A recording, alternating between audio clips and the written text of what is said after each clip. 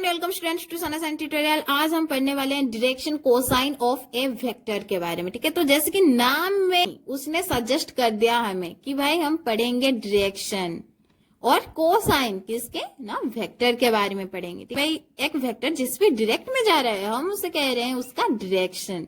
Cosine किसे कहेंगे हम? जब एक वेक्टर किसी कोऑर्डिनेटिंग एक्सिस के थ्रू जब एक एंगल फॉर्म करता है, उस एंगल में जब हम कोस को लगा लेते हैं उसे हम कहते हैं कोसाइन। ठीक है, तो इसको हम और भी बेटर तरीके से समझेंगे through this figure. Let's say suppose ये एक 3 डायमेंशनल प्लेन है, इसमें एक्स एक्सिस है, वाई एक्सिस है और जेड एक्सिस है। ठीक है, और यहाँ पे सपोज मैंने यहाँ पे एक वेक्टर को ड्रॉ किया हुआ है। P का पोजीशन वेक्टर है एक्स वाई जेड और O का पोजीशन वेक्टर है 0 0 0। भाई 0 0 क्यों है? क्योंकि ये जैसे कि मैंने पहले ही बोला कि ये 3 डायमेंशनल प्लेन है, तो मतलब एक्स एक्सिस है, वाई एक्सिस है और जेड एक्सिस है, मतलब 3 वैल्यू आएंगे इसके। और जैसे कि ये ओरिजिन पे प्रेजेंट है तो ऑब्वियसली ये 0 0 0 होगा। तो ये जो वेक्टर है वो जो एंगल्स फॉर्म्ड कर रही है ये तीनों एक्सिस के थ्रू, जैसे कि ये ओपी वेक्टर है एक्स एक्सिस के थ्रू एक एंगल फॉर्म्ड कर रही है जिसको हमने नाम दिया हुआ है अल्फा। और वही ओपी वेक्टर जब वाई एक्सिस के साथ जो एंगल फॉर्म कर रही है, सपोज हमने उसका नाम दिया बीटा, और उसी तरीके से हमने ये जो जेड एक्सिस के साथ जो उसने एंगल फॉर्म किया हुआ है, सपोज हमने उसका नाम दे दिया है गामा। ठीक है, तो ये जो 3 एंगल हैं अल्फा बीटा और गामा ओपी वेक्टर के, उस पर अगर हमने कोस को ऐड कर दिया तो उससे कहा जाता है direction cosine of P vector. ठीक है, अच्छा तो डायरेक्शन कोसाइन का मतलब क्या है ना? इसका मतलब है कोसाइन ऑफ एंगल्स। एंगल्स में हम कोस को ऐड कर रहे हैं जो कि फॉर्म्ड होता है किसके थ्रू? जबकि एक वेक्टर फॉर्म्ड करता है एक angle with its coordinate axis. ठीक है, तो इसका मतलब क्या है? किसी 3D प्लेन में प्रेजेंट हो और उन्हीं एक्सिस के थ्रू वो 3 एंगल्स फॉर्म्ड कर रही हो, तो उसे हम कहते हैं कोसाइन ऑफ दैट वेक्टर। ठीक है, तो as OP has inclination alpha beta and gamma with x y z axis respectively, so let's see कि डायरेक्शन कोसाइन का फॉर्मूला क्या आता है। फॉर्मूला आता है आपका cos alpha is equal to x whole by OP vector का magnitude. अच्छा, तो यहाँ पे एक्स क्या आता है? सो जैसे कि यहाँ पे ये x का मतलब है पहला पार्ट। ठीक है, तो x और यहाँ का 0, x minus 0 is equal to x y. ठीक है, अच्छा तो यहाँ पे ओपी वेक्टर तो नहीं है, लेकिन यहाँ पे तो हमारे पास सिर्फ पोजीशन वेक्टर है। यहाँ पे P का पोजीशन वेक्टर है और O का पोजीशन वेक्टर है, तो फिर यहाँ पे OP वेक्टर तो है ही नहीं। अगर OP वेक्टर है ही नहीं तो हम किसका मैग्नीट्यूड निकालेंगे? नहीं निकाल सकते, तो उससे पहले हम OP वेक्टर को निकाल सकते हैं। ठीक है, तो अगर किसी भी 2 पॉइंट का या फिर किसी भी वेक्टर में अगर दोनों पॉइंट का 2 पोजीशन वेक्टर हमें दिया हुआ है तो हम इजिली निकाल सकते हैं। ठीक है, उसका एक फॉर्मूला आता है, जैसे कि OP वेक्टर का मैग्नीट्यूड हम कैसे निकाल सकते हैं? अगर हम पोजीशन वेक्टर ऑफ P मतलब एक्स वाई जेड को पोजीशन वेक्टर ऑफ O मतलब 0 0 0 के साथ अगर हमने सब्सट्रैक्शन कर लिए तो लास्ट में जो एक फॉर्म निकलेगा, जो एक प्रोडक्ट निकलेगा, उसे ही हम कहते हैं ओपी वेक्टर।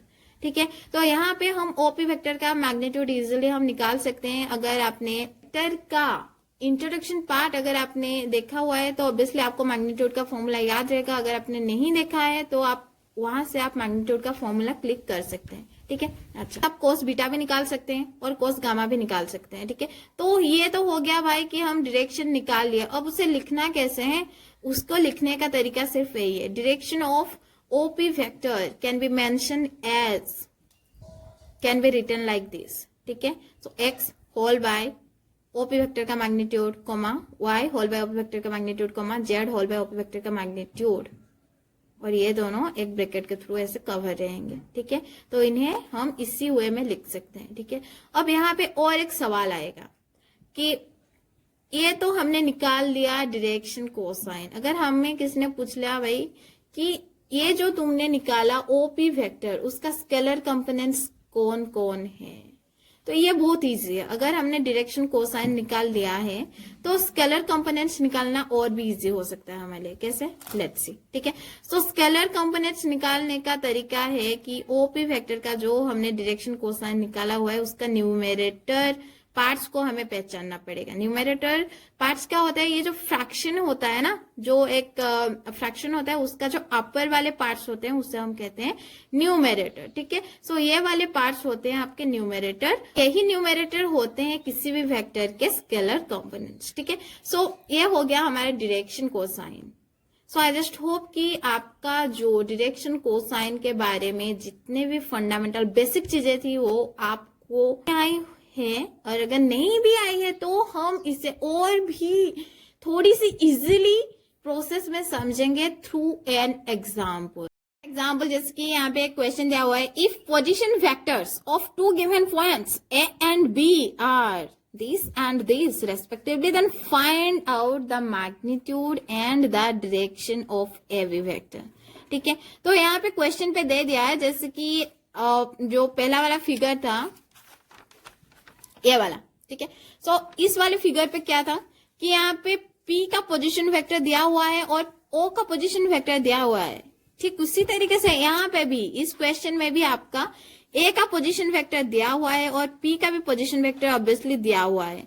तो यहाँ पे हमें क्या फाइंड करना है कि मैग्नीट्यूड फाइंड करना है और डायरेक्शन फाइंड करना है। अच्छा, तो ये रहा आपका सॉल्यूशन। पहले तो जो जो हमें दिया हुआ है क्वेश्चन में उससे हमें लिखना है, जो कि हर क्वेश्चन की बेसिक चीजें होती हैं। ये we have position vector of A is equal to इतना और position vector of B is equal to इतना। ठीक है, तो अब हमें क्या निकलना है कि मैग्नीट्यूड कैसे निकालेंगे भाई, यहाँ पे तो कोई वेक्टर ही नहीं है, यहाँ पे तो सिर्फ पोजीशन वेक्टर है।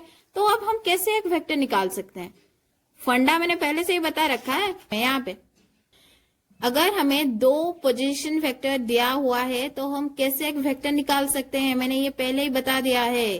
ठीक उसी तरीके से हम यहाँ पे ए बी वेक्टर भी निकाल सकते हैं। Position vector of B minus position vector of A, इसको हम माइनस करने के बाद हमें एक वेक्टर मिल जाएगा जिसको कहते हैं ए बी वेक्टर। ठीक है, उसके बाद हम इजिली मैग्नीट्यूड निकाल सकते हैं। मैग्नीट्यूड फॉर्मूला आपको पता ही है, whole root to over x square plus y square plus z square. उसके बाद आप एक्स वाले पार्ट्स को यहाँ पे लिख देंगे, वाई वाले पार्ट्स को यहाँ पे लिख देंगे और जेड वाले पार्ट्स को जेड के जगह लिख देंगे। उसके बाद आप उसके स्क्वायर करने के बाद उसका होल रूट ओवर 98 आपको मिल जाएगा। ठीक है, सो ये तो हमने निकाल लिया भाई मैग्नीट्यूड। अब क्या निकालना है हमें, डायरेक्शन के। उसके लिए तो हमें थोड़ी सी सेंटेंसेस लिखनी पड़ेगी, जैसे कि if A B vector has inclination alpha beta and gamma with x y z axes respectively, then हमें निकालनी है डायरेक्शन कोसाइन। कैसे, लेट्स से कॉस अल्फा, ये फॉर्मूला था ना हमारे पहले वाला, ये फॉर्मूला था हमारे डायरेक्शन कोसाइन निकालने का। तो cos alpha is equal to, यहाँ पे था हमारा एक्स पार्ट था, एक्स पार्ट क्या था हमारे यहाँ पे, एक्स पार्ट हमारे ए बी वेक्टर पे कितना है, -5 है। -5 है कि नहीं आपका, -5 है, -5 लिखा, होल बाय मैग्नीट्यूड कितना निकला हुआ है हमारे यहाँ पे, रूट ओवर 98 लिख दिया। Cos beta is equal to, क्या था कॉस बीटा पे,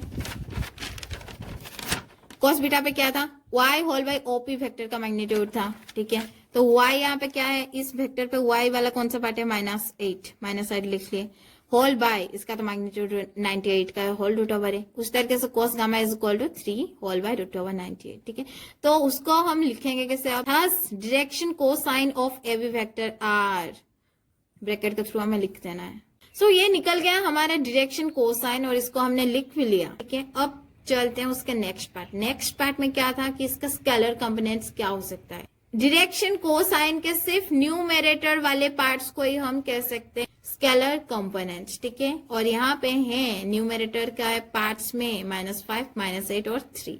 सो यही तीनों को हम कहते हैं scalar components of every vector. Thank you and have a good day to all.